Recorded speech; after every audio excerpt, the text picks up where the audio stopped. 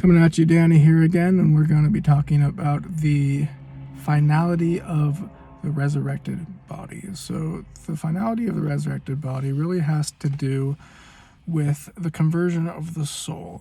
So the conversion of the soul takes place when a person accepts the inherent good that was placed upon their soul at the moment of their consecration to the universe, in the universe rather.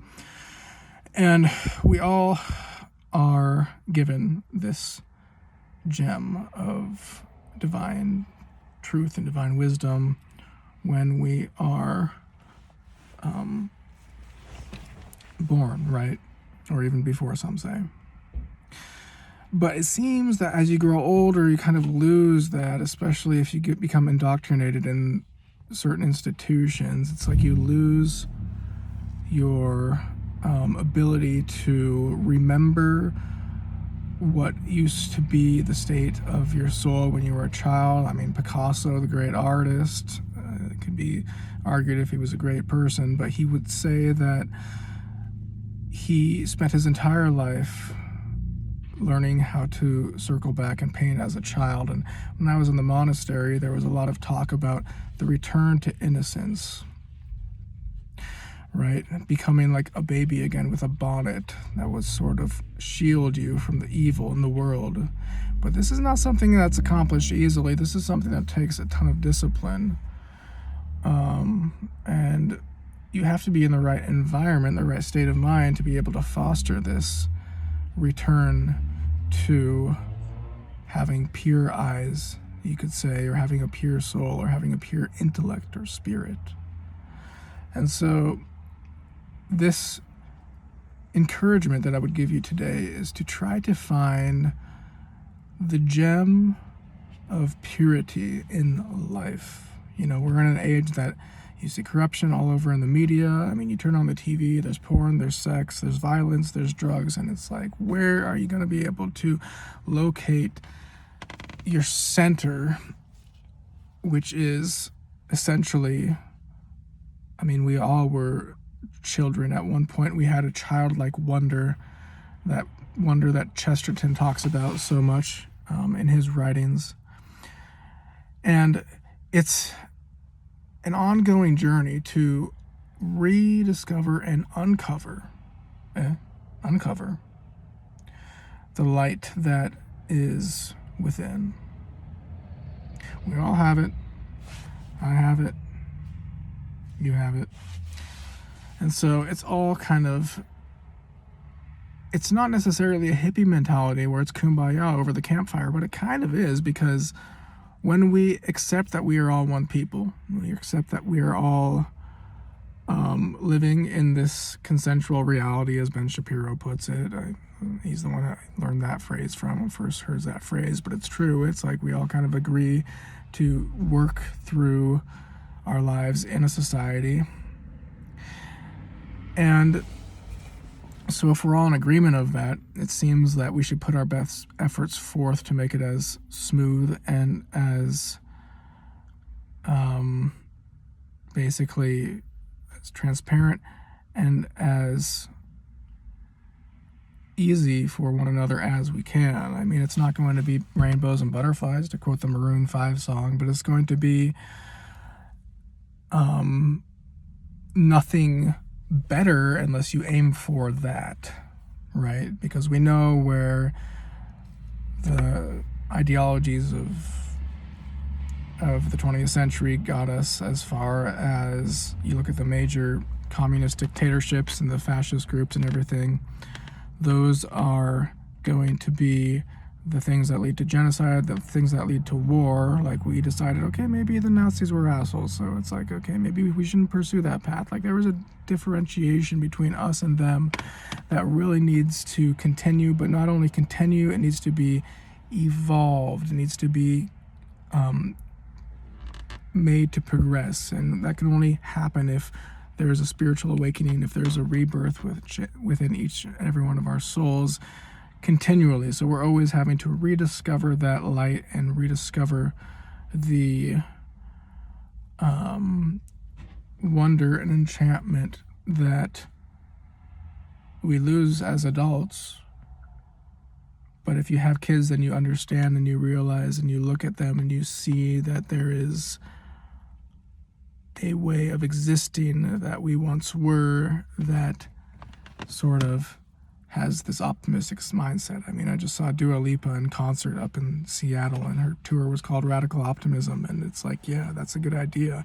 I mean, she called it a power move. I call it a power move too. I call it strength.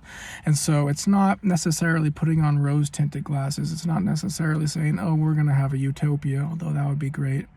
But it is understanding that there's a way to move about the world that is graceful, that is beautiful, that is going to bring about the most peace, really. So I would just offer this tranquil thought, this serene thought of having peace as a goal. And peace can only be discovered when we are serene inside, and that can only be achieved through the power of meditation, through the power of prayer, in the Christian ethos. In the Buddhist meditation would be, in the Buddhist ethos, meditation would be the way to go about it. But it's like, once you understand that, you're able to implement that. And you can have a storm raging all around you, but you can have peace inside. You can have a gladiator game, right, going all around you, and you can still be tranquil and be able to fight off all the enemies in a way. I mean, it's jujitsu, right? We talk about jujitsu, and it's like when you're in the arena and the lions are bearing down on you, and the soldiers are gearing up to slice your head off or whatever. It's like you have to defend yourself.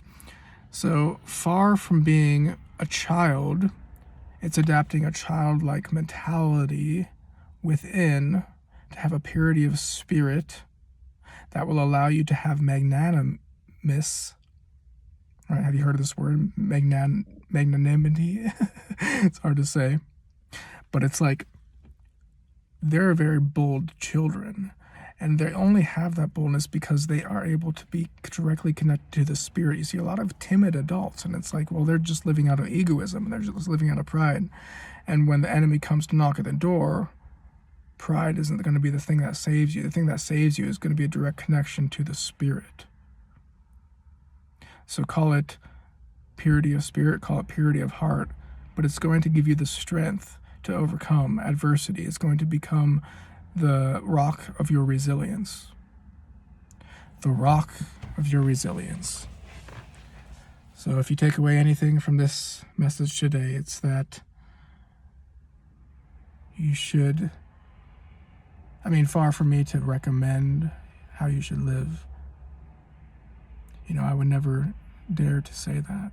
But what I would dare to say is that the practice of serenity, mindfulness, and encouragement from the Spirit will lead to a resilience that will become your rock, that will become your church that you can worship in.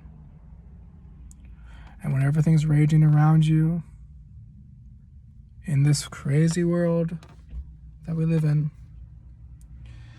you're going to find that having that center is going to be worth it. And having that grounding stone, the cornerstone, the fortification to your castle, is going to be the thing that allows you to have the strength to carry on. The strength to have the purpose to continue when everything's dark. When you think about late at night and the demons creep in, because I've been there, and they still continue to, and every day it's like it's a warrior's battle that we have to keep fighting. And the way that we keep on fighting is to become adults in our skill, but children in our souls and our intellects. right? That way you can have the spirit of generosity, the spirit of caring, the spirit of forgiving charity, and fraternal charity, while at the same time waging war daily in the way that a seasoned warrior does. It's no longer difficult to do it. It's difficult only at the beginning, but when you have your training in place and then you have your mind in the right wavelength, then you'll be able to overcome everything. And that's what it's all about, right? It's all about growth. It's all about overcoming adversity. It's all about bettering yourselves and progressing. So I'll leave you with that. Find your rock of resilience. Build your life around your rock of resilience. And keep calm and carry on, as the slogan goes during the World War II. Because believe it or not, I mean, we're in another world war. It's may not be physical right now, but it's the thing you can't see, right? It's the thing that's behind the veil that wants to take us down, wants to take me down. So everything will work out for the good, for the people who adhere to the good. And I believe that. Take care. Have a wonderful day. Signing off here. It's Danny. Poet and warrior of the truth. The one and only way to be. An intense magnifier of the contemplative notion.